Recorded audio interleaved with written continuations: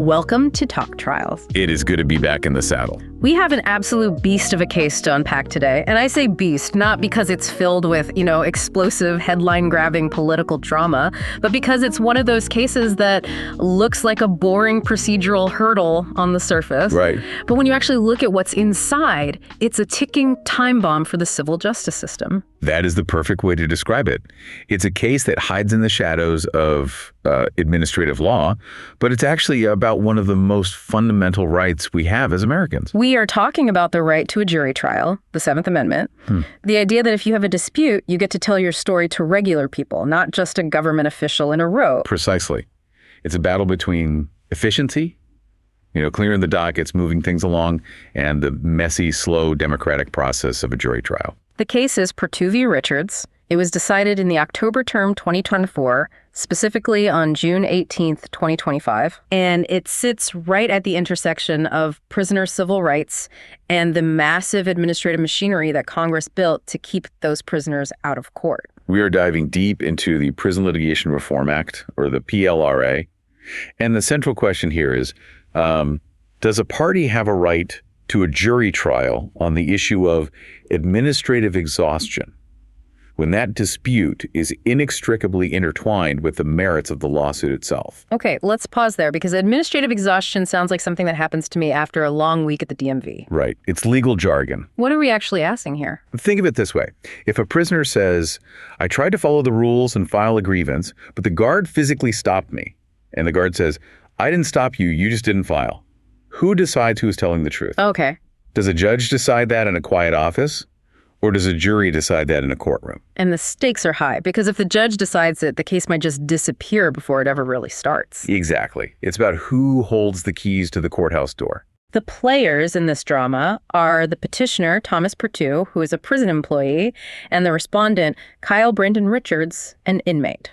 And as always, in these Section 1983 cases, you have a massive power imbalance. You have the state apparatus versus an incarcerated individual. We have a lot to get through. We need to look at the facts, the snapshot of what actually happened between Richards and Perttu. Yeah, the story on the ground. Then we need to do a serious deep dive into the legal arguments because we're going to be talking about some heavy hitters like Chief Justice Roberts and Justice Barrett going toe-to-toe on statutory interpretation. And we have to talk about Beacon Theaters. You cannot understand this case without understanding a movie theater dispute from 1959. I love a good historical detour. Me too. And then, of course, we'll finish up with the 10th chair where we put on the robes and decide the case ourselves. My favorite part. All right, let's start with the snapshot. Give us the story on the ground. Who is Kyle Richards and why was he suing Thomas Perttu? So Kyle Richards is an inmate. He filed a lawsuit under 42 U.S.C. 1983, which is, the standard vehicle for suing state officials for civil rights violations. Got it. His allegations were grim. He alleged that Perttu, a prison employee, sexually harassed him and other inmates. That is a serious Eighth Amendment claim right there. Cruel and unusual punishment. It is a very serious claim. But that's not actually the legal hook for the Supreme Court case. The hook comes from what happened after the alleged harassment. Okay. Richards claimed that he tried to file administrative grievances, basically the internal complaint forms about the abuse. So he's trying to follow the rules. He's trying to report the bad behavior through the proper channels. Right. But Richards alleged that Perttu intercepted these grievances. He claimed Perttu ripped them up, destroyed them, and then retaliated against him for even trying to file them. And this wasn't just stop filing paperwork. The retaliation was more severe than that, right? Much more. Richards alleged Perttu threatened to kill him if he continued. Wow. Okay, so let's be clear. The lawsuit isn't just about the harassment anymore. It's now about First Amendment retaliation. I tried to petition the government for redress of grievances, and you threatened to kill me for it. Correct. That's the core of the case that makes it to the Supreme Court. So Richards sues, and Perttu, the defendant, does what pretty much every prison official does in this situation. He files a motion to dismiss. He files a motion to dismiss based on the PLRA. He says Richards failed to exhaust his administrative remedies. Which basically means you didn't file the paperwork properly, so you aren't allowed to be in federal court. It's a procedural roadblock. Exactly. The PLRA is a strict gatekeeper. It says no action shall be brought until you have exhausted all available remedies. If the prison has a 3-step appeal process, you have to do all 3 steps before you can sue. And Perttu's argument is that Richards didn't do that. Right. Perttu argued Richards didn't do that. And Richards says, I couldn't do that because you ripped up my forms and threatened my life. And Perttu says, I didn't rip up anything. I didn't threaten anyone. You're lying. So we have a classic he said, a pure question of fact. We do. And usually when two people tell completely different stories about a material fact, we call that a trial. Right. We put them on a stand, a jury watches them sweat, and the jury decides who is lying. But that's not what happened here. No, not at all. The case was assigned to a magistrate judge. And instead of sending this factual dispute to a jury, the magistrate judge held an evidentiary hearing, a bench trial, just on the issue of exhaustion. So just the judge, no jury box, no 12 peers. Just the judge. The judge listened to Richards. Richards even brought in witnesses, other inmates, who said they saw Perttu rip up the forms. So there was corroboration. There was. And the judge also listened to Perttu, who submitted an affidavit saying, I checked the logs, no grievances were filed. And the judge had to make a call. The judge made a credibility determination. He ruled that Richards' witnesses lacked credibility. He thought their testimony sounded rehearsed or guided by Richards. That's a pretty subjective judgment call. It is. He thought they were too conclusory. So, at the end of the day, he believed the guard. He ruled that Perttu did not destroy the forms. And because he ruled that Perttu didn't destroy the forms, that means Richards had no excuse for not filing. Right. If the forms weren't destroyed, the remedy was available. Richards didn't use it. Therefore, failure to exhaust. Case dismissed. But wait, this is where my brain starts to hurt. By deciding that Perttu didn't destroy the forms, didn't the judge effectively decide the whole lawsuit? You have hit the nail on the head. This is the intertwinement problem. It's the whole ball of wax. Right. Richard's substantive claim, his lawsuit, was for retaliation. The core act of retaliation was destroying the forms. So when the judge said, I don't believe he destroyed the forms to settle the procedural question of exhaustion, he was simultaneously saying, I don't believe he retaliated against you, which settles the substantive question of the whole case. Exactly. The judge decided the merits of the case under the guise of deciding a procedural motion. Richards lost his First Amendment case without ever getting a jury, solely because a judge didn't believe his witnesses in a pretrial hearing. That feels wrong. I mean, isn't the whole point of the Seventh Amendment that I get a jury to decide if I'm lying or not, especially when my whole case depends on it? That was Richards' argument on appeal. He said, you can't do that. The exhaustion question and the merits question are the same question. You can't let a judge answer it just because you label it exhaustion. The Sixth Circuit agreed with him. They did. They sided with Richards. And in doing so, they created a circuit split with the Seventh Circuit, which is why the Supreme Court took the case. You had two major federal courts saying opposite things. And the Supremes have to come in and be the referee. Yep.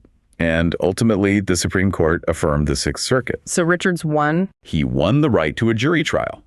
The court held that parties are entitled to a jury trial on PLRA exhaustion when, and this is the key phrase, when the issue is intertwined with the merits of a Seventh Amendment claim. It was a 5-4 decision, Oh. and the lineup was fascinating. It really was. You had Chief Justice Roberts writing the majority opinion. And who did he bring along? The three liberals, Sotomayor, Kagan, Jackson, and Justice Gorsuch. Gorsuch is always the wild card when it comes to the rights of the accused for civil liberties. He loves a good jury trial. He really does. If it happened in 1791, Gorsuch is a fan. His originalism often leads him to conclusions that align with the liberal wing on these kinds of procedural and rights-based issues. And the dissent? And then you had Justice Barrett leading the dissent, joined by Thomas Alito and Kavanaugh, a very solid conservative bloc. So this sets up a battle between two different ways of looking to the law. Roberts is looking at usual judicial practice, how courts have always done things. Right, so it's sort of common law, tradition-based approach. And Barrett is looking at statutory silence, what the text actually says, or in this case, what it doesn't say. Let's dive into that, because to understand why Roberts ruled this way, we first need to understand the PLRA itself a bit better. Okay, let's do the deep dive. Segment 1, the PLRA. Why is this law so strict? The Prison Litigation Reform Act was passed in 1996. The context is really important here. What was going on? In the 80s and 90s, there was a widespread perception that federal courts were being absolutely flooded with frivolous prisoner lawsuits. The classic example you always hear is inmates suing because the peanut butter was chunky instead of creamy. That's the one. Or suing over a broken cookie, Whether those were real or just political talking points is a whole other conversation, but that was the narrative. So Congress wanted to shut the floodgates. Right. They wanted to create a filter, a really tough one. So they passed the PLRA, and Section 1997 EA says, no action shall be brought with respect to prison conditions until such administrative remedies as are available are exhausted. No action shall be brought. That is pretty absolute language. Not an action might be dismissed, but it shall not be brought. It is mandatory. The Supreme Court has been very clear about that for decades. Yeah. But there is a key word in there, available. Ah. You only have to exhaust remedies that are available to you. And this leads us to Ross v. Blake, right? That case sort of defined what available means. Ross v. Blake is the precursor to this case, absolutely essential. In Ross, the court, in a unanimous opinion by Justice Kagan, said, look, available doesn't just mean the prison handbook says there is a grievance procedure. It has to actually work. It means the procedure is actually capable of use. Mm-hmm. And they gave 3 examples of when a remedy is unavailable. What are they? 1, it operates as a dead, and officers are unable or unwilling to provide any kind of relief. It's a sham process. Okay. 2, it's so opaque that no ordinary prisoner can figure out how to use it. You know, it's a procedural maze no one can navigate. And number 3 is the big one for this case. Number 3 is the whole ball game here. A remedy is unavailable if prison administrators thwart inmates from taking advantage of a grievance process through machination, misrepresentation, or intimidation. Intimidation. That sounds exactly like what Richards is alleging. I'll kill you if you file this. Exactly. So under Ross, if Perttu threatened Richards and ripped up the forms, the remedy was unavailable, and Richards is excused from exhausting. His lawsuit can go forward. But if Perttu didn't do those things, the remedy was available, Richards didn't use it, and the case gets tossed. Right. So the entire case, the entire gateway to the courthouse, hinges on that one fact. Did the threat and the destruction of the forms happen? And this is where the procedure gets so tricky. Normally, exhaustion is an affirmative defense. We learned this in Jones v. Bach. It's the defendant's job to prove the prisoner didn't exhaust. Correct. The burden is on the state. But usually affirmative defenses, like, say, the statute of limitations, are decided by a judge if the facts aren't in dispute. Right. If everyone agrees the car accident happened on January 1st, 2020, and the lawsuit was filed on January 5th, 2023, and there's a 2-year statute of limitations, the judge can just do the math and dismiss it. You don't need a jury for that. The facts are settled. But here, the facts are the only thing in dispute. And that brings us to Chief Justice Roberts and the majority opinion.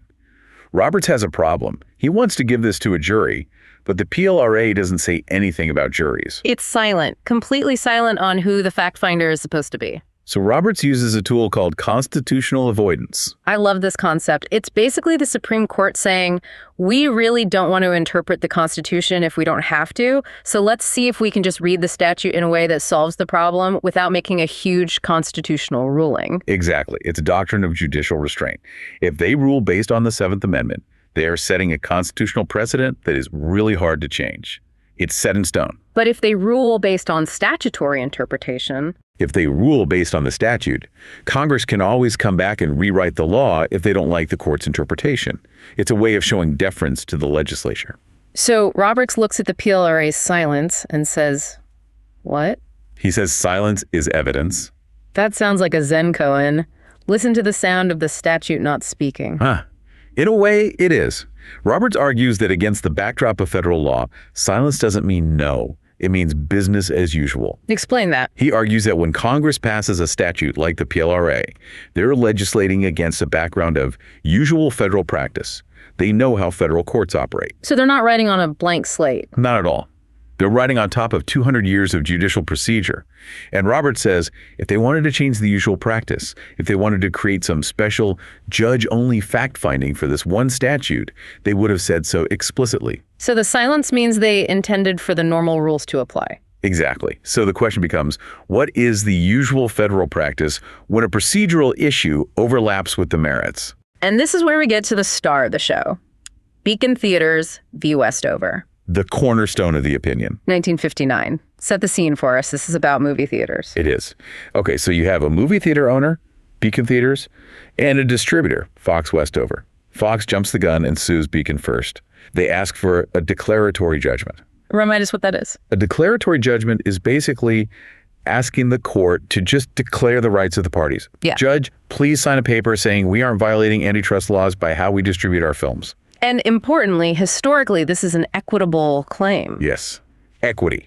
That's a word that throws people off. It basically means fairness, but in law, it has a very specific meaning. Right. In the old days of English law, you had two court systems. You had courts of law, which had juries and gave you money damages, and you had courts of equity, which were run by a chancellor, had no juries, and gave you injunctions or specific orders. We merged them in the U.S. in 1938, but the distinction still matters for the Seventh Amendment because the amendment preserves the right to a jury in suits at common law, meaning the old law courts. Precisely. So Fox sues for an equitable declaratory judgment. Judge only, no jury. But then Beacon countersues. Beacon says, no, you are violating antitrust laws. You're putting us out of business. And they sue for triple damages. Damages equals money. Money equals court of law. Court of law equals jury. Got it. So you have one case with two claims, one for the judge, one for the jury.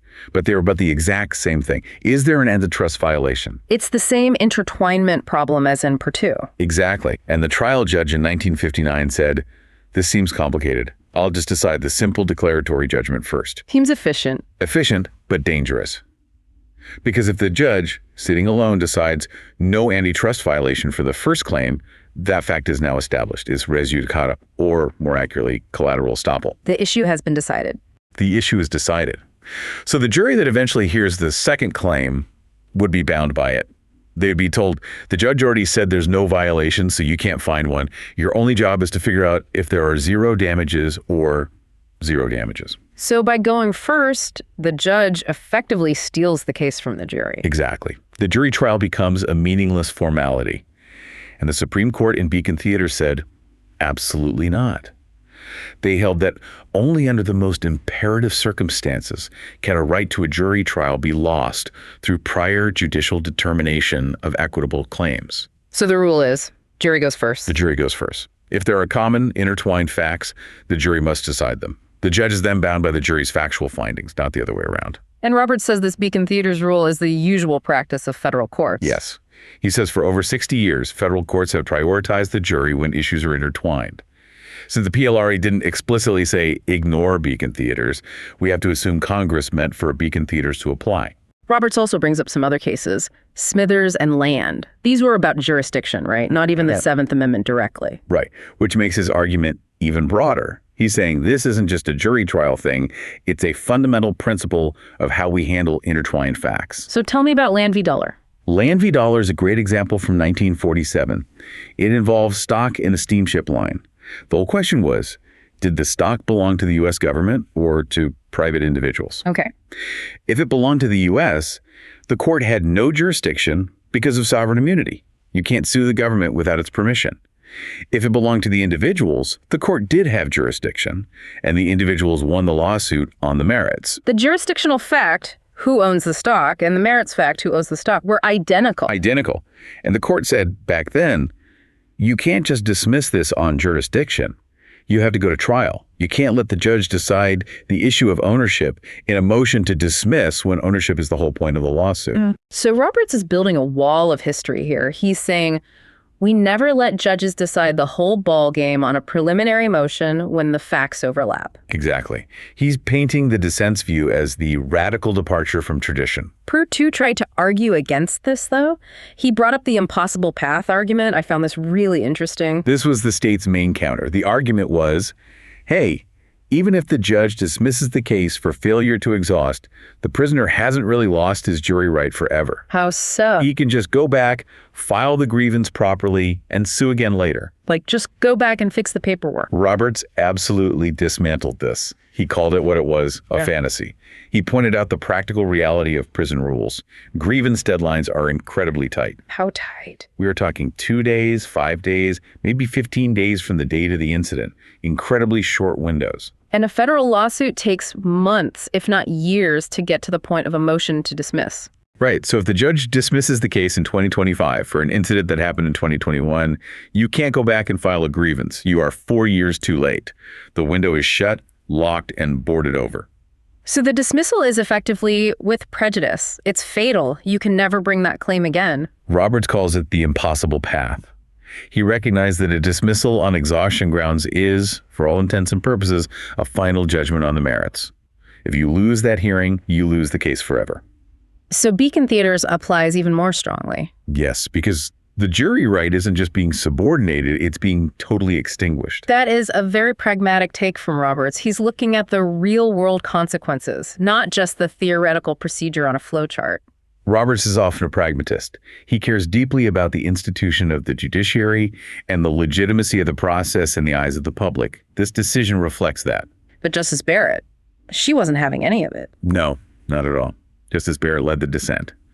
And if Roberts is the pragmatist here, looking at tradition and function, Barrett is the textualist purist. She looks at the PLRA and says, "Show me the word jury." And it's not there. Her argument is very simple and, frankly, very logical on its own terms. She says statutory silence, especially in a detailed statute like the PLRA, usually means no jury right was granted by Congress. It's an argument from negative implication. If they'd wanted one, they'd have said so. Exactly. She points to other statutes. Yeah. Cases like Tull and Feltner. She cites cases like Tull v. United States on the Clean Water Act and Feltner v. Columbia Pictures on the Copyright Act. In those cases, the statutes used words like action at law or provided for statutory damages, words that historically scream jury trial. They're a big flashing sign. Right. And even in those cases, the Supreme Court was hesitant to find a statutory right to a jury. They often had to skip the statute and rely on the Constitution directly to find the jury right. So her point is, if we didn't find a statutory jury right when the text was practically winking at us, how on earth can we find one when the text is completely, totally blank? Precisely. She accuses the majority of rewriting the statute to achieve a desired outcome. She says Roberts is inventing a procedural rule to fix a statute he thinks is unfair, and that's not his job. She also attacks the Beacon Theaters connection. She doesn't buy that it applies here. She thinks Roberts is overreading Beacon. She argues Beacon Theaters was about the specific problem of collateral estoppel in a very specific context, the merger of law and equity. She doesn't think it created a universal intertwinement rule that applies to every administrative statute ever passed by Congress. So for her, it's a historical artifact, not a living principle for all cases. Sort of. She sees it as the solution to a specific procedural problem, not a broad constitutional command that a jury must always go first on any intertwined fact. But her most damaging argument, the one that really made me stop and think, was the inmate Smith hypothetical. Oh, this is a classic law school hypo. It's designed to highlight the arbitrary nature of the majority's rule. It's very, very effective. Walk us through it. Okay. Imagine two inmates in the same prison. Inmate Richards, our guy, and a new guy, inmate Smith. Both claim the exact same guard, Officer Perttu, ripped up their grievance forms on the exact same day. Same factual dispute, 100% identical. Same facts. But they're suing for different things. Inmate Richards is suing for First Amendment retaliation. The ripping up of the form is the constitutional violation. The fact is the merit. Okay. Intertwined. Perfectly intertwined. Now, inmate Smith is suing because he didn't get his insulin for his diabetes. A classic Eighth Amendment medical indifference claim.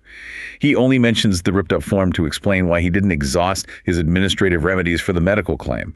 So for Smith, the ripping up of the form is not the underlying violation, it's just the excuse for not following procedure. Right. For Smith, the merits of his case are, did the prison staff deliberately ignore my serious medical need? The exhaustion excuse is, he ripped my form so I couldn't complain. They are not intertwined. So what happens to them under the court's new rule? Under Roberts' rule, inmate Richards gets a jury trial on whether the form was ripped up, because for him it's intertwined. And Smith. But inmate Smith does not get a jury. Inmate Smith gets a judge to decide if the form was ripped up in a pretrial hearing. That is bizarre. You have the exact same factual allegation, Perttu ripped the form, being decided by two different fact finders.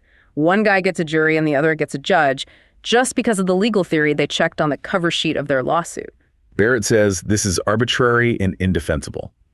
She says procedural rights shouldn't flicker on and off like a light switch based on how you frame your legal theory. If the PLRA meant to give a jury right on exhaustion, it would give it to everyone who has a factual dispute about it, or it would give it to no one.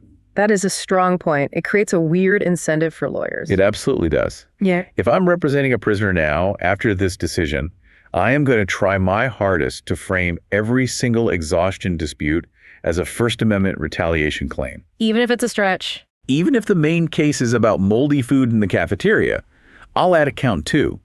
And when I tried to complain about the moldy food, the guard retaliated against me by destroying my grievance form. Boom, I get a jury on the exhaustion issue. It effectively gamifies the pleading stage. It rewards clever lawyering over the substance of the dispute. Barrett also argues this completely defeats the whole purpose of the PLRA. Back to the floodgates. Right. The PLRA was meant to filter out non-meritorious cases efficiently at the start. If every exhaustion motion that involves a factual dispute now turns into a full-blown jury trial, the filter is broken. You are holding mini trials before the real trial even begins. It turns the gatekeeper into a turnstile. A very slow, expensive turnstile. That's her point. So we have Roberts saying, we must preserve the sanctity of the jury from procedural loopholes and death by 1,000 cuts. And Barrett saying, we must respect the text Congress wrote and the efficient system Congress mandated. It's a clash of values. It's judicial pragmatism versus textual purism. It's tradition versus efficiency, a really fundamental disagreement. Let's zoom out to the legal context. What does this decision mean for the vanishing jury trial? We hear all the time that civil jury trials are basically extinct in America. They pretty much are. Something like less than 1% of federal civil cases actually go to a jury verdict now. Most are dismissed on motions, settled, or decided on summary judgment by a judge. The system is designed to avoid juries. So is this decision a lifeline, a pushback against that trend? It's a significant one. I think it is. The current Supreme Court, especially the Gorsuch wing, but Roberts seems to be on board here too, is very skeptical of administrative power and procedural hurdles encroaching on the jury. The jury as a check on government power. Exactly. They look at the founding era, 1791, and they say juries were central to the Republic. They were a democratic check on judges and officials. We can't let modern bureaucracy erode that. It's interesting that the conservative position here, at least from an originalist perspective, protecting the original jury right, aligns with what many would see as a liberal outcome, helping the prisoner plaintiff. That's the beauty of the Seventh Amendment. It scrambles the usual political alliances. It's not about left or right. It's about who gets to decide the facts. What about the impact on district judges? They are already overworked. They have massive dockets. Now they can't just clear these cases with a quick evidentiary hearing. They are going to hate this. I mean, let's be blunt. District courts rely on summary judgment and motions to dismiss, to manage their crushing caseloads. This decision tells them, hands off. If the prisoner makes a plausible allegation of interference that's tied to the merits, you have to let it go to a jury. Which means, what's the practical result? Which means more leverage for prisoners. A lot more. If you can get past the exhaustion motion, if you can credibly threaten to force a full jury trial, the state has to take you much more seriously. Because trials are expensive. It's incredibly expensive to select a jury, prep witnesses, pay lawyers for days of trial time, deal with appeals. The state attorney general's office has a budget. They might just decide it's cheaper to write a check. So we'll see more settlements. That is the most likely outcome. States will settle these intertwined cases rather than risk a jury believing the prisoner and awarding damages. It shifts the balance of power. Just a little bit. But in a system as lopsided as the prison litigation system, a little bit is a lot. Okay, we've heard the arguments. We've seen the split. Now it's time for us to weigh in. Let's do it. Time to earn our keep. It is time for the 10th chair. Solemnly the 10th chair. For new listeners, this is where we sit as the hypothetical 10th justice on the Supreme Court. We break the tie, or in this case, we join the majority or dissent, and offer our own reasoning. We don't just count votes. We have to justify them. We have to write the opinion. So, Perttu v. Richards. Do we affirm the Sixth Circuit and give Richards his jury? Or do we reverse and say the PLRA allows the judge to decide this threshold question? This is genuinely difficult for me. I have to say, I consider myself a bit of a textualist. Barrett's argument that the statute is silent is, well, it's correct. The words jury trial are not in the PLRA. I agree. If you just read the four corners of the PLRA, you don't see the word jury. She's not wrong on that point. It's a clean, logical argument. But at the end of the day, I'm going to vote to affirm. I'm with Roberts and Gorsuch on this one. I am too. Talk Trials votes to affirm, but why? Are we just soft-hearted for the underdog? Is it just a policy preference? No, it's not about sympathy. For me, it's about the structural integrity of the legal system itself. Go on, explain that. Look, the Seventh Amendment isn't just a suggestion. It's not a nice idea. It's a command. In suits at common law, the right of trial by jury shall be preserved. The word is preserved, not created or granted. It assumes a right that preexists and must be protected. And allowing procedural statutes to chip away at it undermines that command. It's the loophole argument. If we allow Congress to create procedural hurdles that effectively let judges decide the merits of a common law case, we're letting Congress repeal the 7th Amendment by statute. You can't be allowed to do that. It's death by 1,000 cuts. You relabel a merits decision as a procedural decision, and suddenly the jury disappears from the Constitution. Exactly. Imagine if Congress passed a law saying, before you can bring a lawsuit for a car crash, a federal judge must hold a hearing to determine if the defendant was negligent as a procedural matter. That would be absurd. That's the entire trial. It's the whole ballgame. That is essentially what Perttu was asking for here. Before he can sue me for retaliation, you, judge, must first decide if I retaliated. No, that is the jury's job, period. I also think the impossible path argument is crucial. If the dismissal was just, go back and fix the form, then maybe I'd side with Barrett. It would be a true procedural issue. Right, non-fatal one. But because the dismissal is fatal, because those tight deadlines make it impossible to ever go back, the judge isn't just being a gatekeeper. The judge is acting as the executioner of the entire claim. Right. When the stakes are case dismissed forever, the procedural protections need to be at their absolute highest. And the highest protection for a factual dispute in our system is a jury. So what about the inmate Smith problem? Barrett's hypothetical is powerful. The result is arbitrary. How do we get around that? We don't. It is arbitrary. Barrett is right about that. The rule is not perfectly clean. But the solution isn't to take the jury away from Richards to make the system consistent. What's the alternative? The solution, maybe, is to give the jury right to Smith too. Ooh, that's a bold take. So any dispositive factual dispute on exhaustion gets a jury. Perhaps. If a factual dispute, even a procedural one, is going to kill the case forever, maybe the jury should always decide it. But that's a case for another day. For now, in Perttu, where the procedural fact is literally identical to the merits fact, it has to be a jury. The alternative is unthinkable. I agree. We cannot sacrifice the Bill of Rights on the altar of docket efficiency.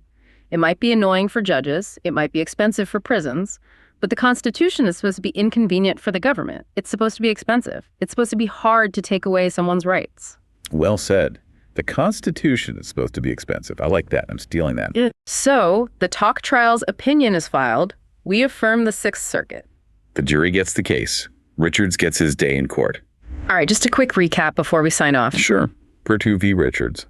The Supreme Court holds that when the facts regarding a prisoner's administrative exhaustion are intertwined with the merits of their lawsuit, the 7th Amendment requires that a jury, not a judge, decide those facts. Chief Justice Roberts, for a 5-4 majority, relied on the usual practice of federal courts and the 60-year-old precedent of beacon theaters to prevent judges from usurping the jury's role through procedural motions. Justice Barrett dissented, arguing that the PLRA's silence shouldn't be interpreted as granting a jury right, and that the majority's new rule creates arbitrary and inconsistent results for different types of prisoner lawsuits. And we, in the 10th chair, sided with the majority. Not because the text was clear, but because we believe procedural labels shouldn't be used as a loophole to bypass fundamental constitutional protections like the right to a jury trial. It's a big win for the jury system, and probably a big headache for the prison litigation system. As always, remember that our analysis, including the judgment offered in the 10th chair, is commentary for informational and discussion purposes only. It is not legal advice and does not represent the actual holding or views of the Supreme Court. We are podcasters, not your lawyers. If you are in prison and need legal advice, please consult an actual attorney. Seriously. And please don't cite the deep dive in your cert petition. It won't go well. Please don't. The clerks will laugh. But do let us know what you think. Did Barrett have a point? Is the inmate Smith scenario too unfair to tolerate? Or is the jury right too important to compromise, even if it leads to some weird outcomes? We read all the comments, even the ones that tell us we're wrong. Especially the ones that tell us we're wrong. Thanks for listening to Talk Trials. Until next time.